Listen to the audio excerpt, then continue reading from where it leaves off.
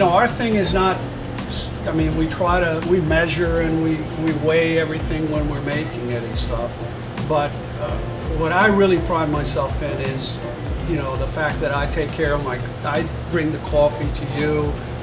I know my customers by first name, so it's more of a friendly environment than just, I'm not here for the money, I'll tell you that, because I'm not making any. 3 years I've been subsidizing this place. It's a labor of love. I used to work for IBM years ago, and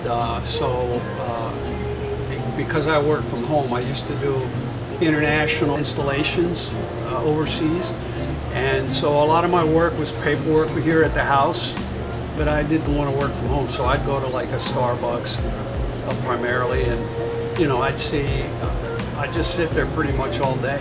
But I thought of opening a beignet shop. Like I said, money at IBM was good, and so I didn't, and we had benefits and everything else, so I didn't do it. But the beignet idea, I came very close to doing a beignet shop, and so I went to a barista class over there, and when I got laid off from IBM, I said, okay, then let's try it, and we've been here ever since.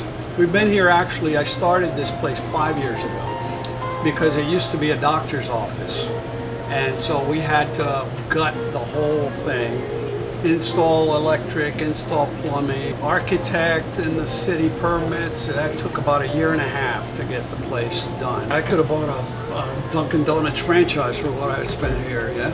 I didn't want a franchise. I wanted my own place. So I haven't really done a lot of marketing. I'm not social media savvy.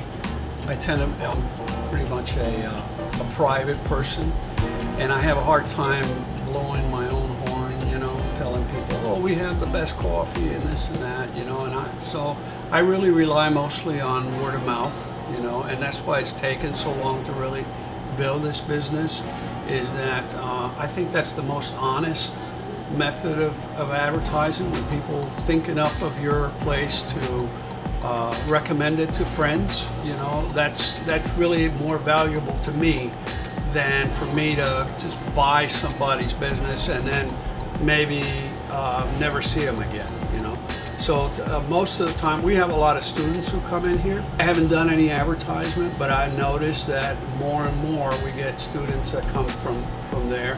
So I know that the word is getting out. I know that people are talking about the place, and the fact that we keep the environment conducive to either studying or meetings. We have a lot of realtors and people who come in to meet their clients and stuff.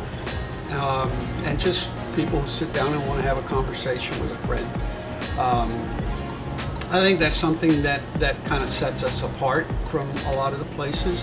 The Starbucks and the Dunkin' Donuts, and even some of the privates. There's there's a place called Ella. They have a sign that says, we keep the music, they keep the music loud on purpose because they want people to come in and they want to get their coffee and move out, And I personally like seeing the place full, so we don't keep it too cold or raise the music too loud. We want this to be like the third place. You have your work, you have your home, and we want this to be the third place where you hang out. So, but yeah, as far as advertising, I haven't really done a lot. Like I said, I depend mostly on word of mouth, and it's not the best method.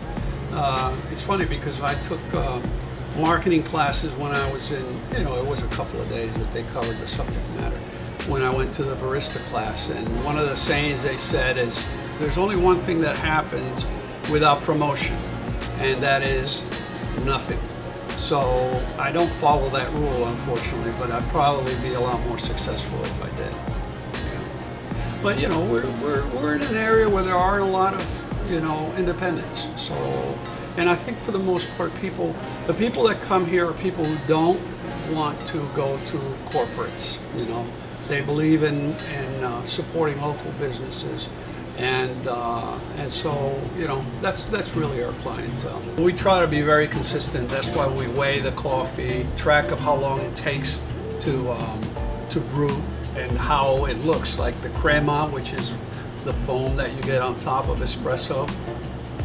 That tells you a lot about whether you're brewing it correctly, whether the coffee is fresh or not. So, and then it also helps if you do latte art, which is, you know, you make little hearts or flowers and stuff like that. They call it the third wave, is that with the humidity and the temperature, the coffee, the way that the coffee brews in the espresso machine can change.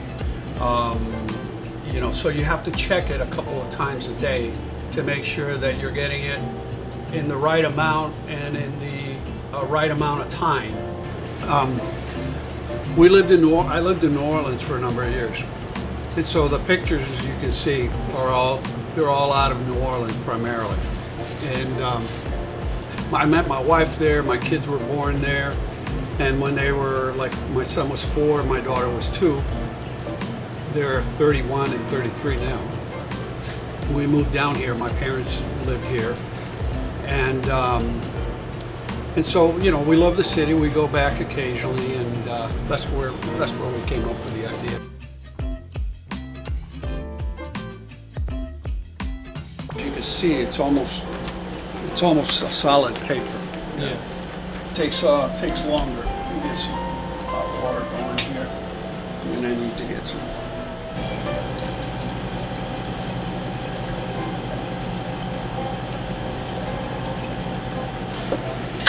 So we use 28.5 grams.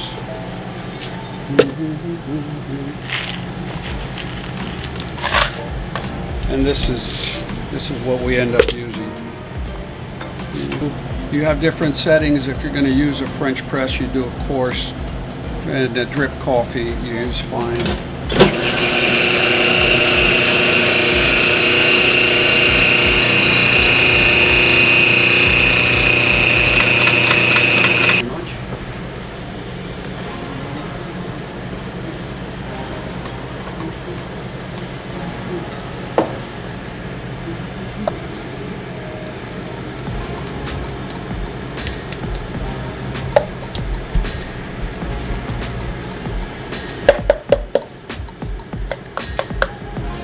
We're a little short. Add a couple more beans.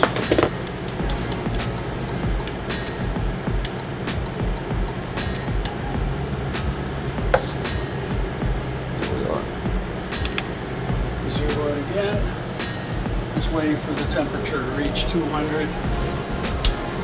Between 195 and 205.